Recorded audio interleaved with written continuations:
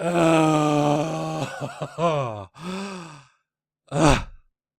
back, beautiful and amazing human beings, in yet another review of the top trending mainstream media news article that I will publicly defecate on with truth.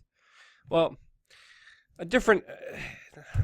truth is subjective, but I was just on Reddit, and this is the #1 article. It's number 3 in all that, of course, a lot of people are talking about. And again, just looking at the title, just by the title by itself, I know that there's going to be a lot of disinformation, propaganda, or just blatant lies in this article that will need to be broken down. Because again, what the mainstream media says is usually depending on what special interest they're serving, and we're going to go over all of this, of course, in the video, as well as writing a very special Twitter message to Ken Delaney at the end of this, airing out some of our grievances with this piece. Now, okay, this piece is by NBC News, who's getting paid by Volkswagen. Yeah, that company definitely does not have a controversial past, and Blood Diamonds, as well as a gajillion other articles. Look, this is all ads, all of them, a gajillion other ads, but it's paying for this national security article. And again, the title here states, U.S. intel agencies - Russia and China plotting to interfere in 2020 elections. Very clickbait title that I don't believe has any merit in it. Now let's get into the article. DNI Chief Dan Kosts also noted that U.S. intelligence agencies believe North Korea is unlikely to give up its nuclear weapons. Holy cow, that took a swift turn here. Those are two different things we're talking about here. Ken, can you stay on topic? Ken, Diliana, whatever you call your name. Now, actually, this is...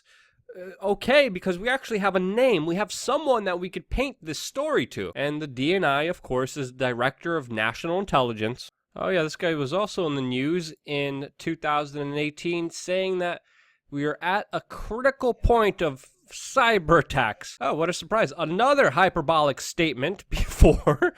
While, of course, using these hyperbolic statements to promote fear, to promote propaganda, to push for a bigger conflict, specifically now with what looks like China, Russia, and specifically North Korea. This guy also personally sparred with Donald Trump before, and he has worked as a lobbyist for Copper Industries, a Texas corporation that manufactures electrical products worldwide. Now, I'm bringing up a lot of this stuff because it's important to understand the background about which this article is totally based on, and I do applaud Ken for actually naming a source here and putting them on the record. Now, did Ken regurgitate what this guy just told them without questioning it, which most journalists do? Or did he actually do some journalism and some fact-checking here, holding authority accountable for what they're saying? Did he actually do some journalism? Let's find out. The article reads, U.S. intelligence agencies assess that Russia and China will seek to interfere in the 2020 presidential election, having learned lessons from Russia's operation in 2016, according to the annual public survey of national security threats issued Tuesday. Now again, the article makes a very generalized assertion that there was some kind of Russian operation in 2016, and when you click on the link, you just find out about an order that Donald Trump signed that pretty much does not prove that, but sets up a protocol if that does happen. Again, what Ken did here is very dishonest because, again, he's saying the lessons we learned from the Russian operation, linking, of course, to not proving that at all, because guess what, people? There hasn't been any Russian collusion proved. Now, the bigger context that does need to be understood here is that there is national security, state security, hacking efforts made by China, made by Russia, made by the United States, made also by Israel, made by many countries that hack each other on many different levels. China specifically does it to corporations for business purposes. And if you look at the claim here that this is to supposedly affect our elections somehow, that argument again is extremely laughable, especially made by the United States that has been interfering in elections and democratically elected governments for decades now. It's what the CIA and the United States government does, especially in Latin and South America, especially with what the Trump administration and intelligence community is trying to do now in Venezuela. Now, that argument, I'm not opening up whether I'm for it or against it. I talked about it a lot on my YouTube channel. Just watch the separate video before you jump to, of course, a conclusion, which this article does a great job at. Already from the very beginning, generalized bigger disinformation and larger context is missing here, that Russia, China, the United States, Israel all hack each other all the time. This is the larger context that needs to be understood here. And yes, Russia, China do hack the United States, and the United States does hack them. It's an aspect of our national security that exists today. And when it comes to this digital space, we have to also understand that a lot of hacks could be faked, like we recently saw admitted by Democratic operatives to make it look like Republican Senator candidate then Roy Moore was linked to Russia in some way, a false flag operation, which is common and a probability that is worth at least just looking into, and if writing a story about it to the general public, worth, I think, at least mentioning. But we don't see any of that here. Now, moving on with the story reads, quote, "We assess that foreign actors will view the 2020 U.S. elections as an opportunity to advance their interests," Dan Coates, the director of national intelligence, told the Senate Intelligence Committee at the Worldwide Threats hearing. Now, again, what the reader is going to be alluding to is, of course, Russia, which the mainstream media has been obsessing about, supposedly advancing their interests in the 2016 presidential elections by, as the mainstream media wants you to think, pushing for Donald Trump to be president of the United States. And I would question that narrative, not only because I haven't seen any legitimate proof showing that, but also because if the Russians did that, kind of backfired on them, especially geopolitically, because Donald Trump has been more aggressive than Barack Obama, his predecessor, especially when it comes to geopolitical matters in Syria, actively bombing the Syrian government, actually campaigning to do totally different, but with his campaign in Syria actually even causing the deaths of many Russian mercenaries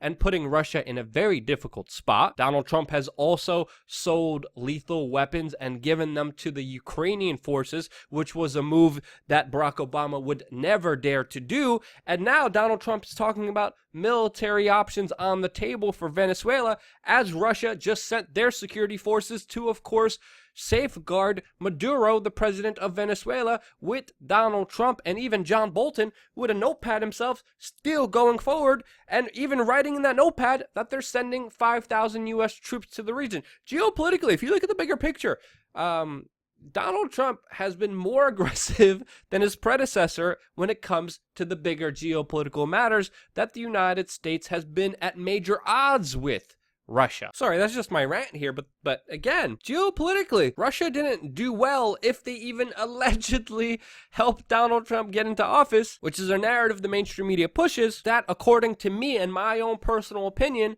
falls flat on its face and makes no sense. Moving forward with the article, in another notable statement, Coates noted that U.S. intelligence agencies believe North Korea is unlikely to give up its nuclear weapons because its leader ultimately views nuclear weapons as critical to regime survival. That view stands in stark contrast to comments from President Donald Trump, who in June declared that North Korea was no longer a nuclear threat, citing his talks with leader Kim Jong-un. Now, it is true, North Korea does have about 20 nuclear warheads that it looks at disposing, which the United States is actually offering technology to even dispose of that specific weapon. But it's important to understand here that North Korea did make very significant progress at dismantling their key missile facilities. And with this statement issued by the government, it also needs to be stated here, which Ken, you forgot about Ken, and you forgot to ask for this as well, where is the actual evidence proving this? And let's be honest here, it's very hard to believe our government, especially in the DNI, that lied to us and said that there wasn't even an NSA surveillance program, which whistleblowers had to come out and prove that, yeah, there actually was one. And that power was being abused because that power wasn't being questioned. Like again, here, it's not being questioned. Moving forward, the article says Coates also rebutted Trump's statement that ISIS has been defeated. He said that the group was nearing military defeat in Iraq, but has returned to its guerrilla warfare roots, continues to plot attacks, and still commands thousands of fighters in Iraq and Syria. Now, from the evidence that I saw, yes, that's true. But also from the evidence I saw, if it wasn't for intelligence agencies and the horrible wars the United States has been involved in, there wouldn't also be ISIS, which again, I think is important context here. You may not, it may not be relevant to you, but I personally think it is, since the United States most likely has receipts on a lot of the funding, ammunition, and weapons/infrastructure that this terrorist group has. On political interference, the written assessment added that intelligence analysts expect American adversaries to, quote, refine their capabilities and add new tactics as they learn from each other's experience, suggesting the threat landscape could look very different in 2020 and future elections. Political interference using social media and cyber attacks was scarcely mentioned in the threat assessment before last year, but it was listed second behind cyber attacks in Tuesday's array of the challenges facing U.S. national security policymakers. Now, the assessment here is that Russia allegedly used social media to supposedly interfere in the elections, which the Washington Post says that there was actually... Oh, crap, another paywall. I'm not paying these... Hell, even the Washington Post said that there's still little evidence that Russia's 2016 social media efforts did much. Of course, some mainstream media news articles say it's undeniable that this happened, and it could have happened, it could have been a false flag, and anything's possible here, and I could be wrong. But from the assessment that I saw, it definitely didn't help swing elections and promoted such things as Black Lives Matter, which according to some was supposed to spur racial tensions in the United States to kind of divide and conquer the people. But honestly, if that's the argument that they're making, the people you need to lock up is the mainstream media, because they've been doing that and race baiting and hate clicking, rage clicking people for a very long time now, incredulously. And if that's a crime, they should be sent away for it. And that's why I don't believe that argument. Continuing on, quote, Russia's social media efforts will continue to focus on aggravating social and racial tensions. That's what you do, the mainstream media. Undermining trust in authorities and criticizing perceived anti-Russia politicians. Says the written threats assessment, Moscow may employ additional influence toolkits such as spreading disinformation, conducting hack and leak operations, or manipulating data in a more targeted fashion to influence U.S. policy actions and elections. And again, some of this could actually be true, but without a doubt, I definitely do not buy that this is specifically for aggravating social and racial tensions, since again the mainstream media does a great job at that. Continuing on, China and Iran may also seek to influence American politics, the assessment said, and China and Russia are working together as never before in recent history. That again is very true, and some context. Thank you, Ken. Finally, we get some context here. And geopolitically, Russia and China have been working together, specifically against the U.S. petrodollar. Continuing on here, quote, China and Russia are more aligned than at any point since the mid-1950s, and the relationship is likely to strengthen in the coming years as some of their interest and threat perceptions converge, particularly regarding perceived U.S.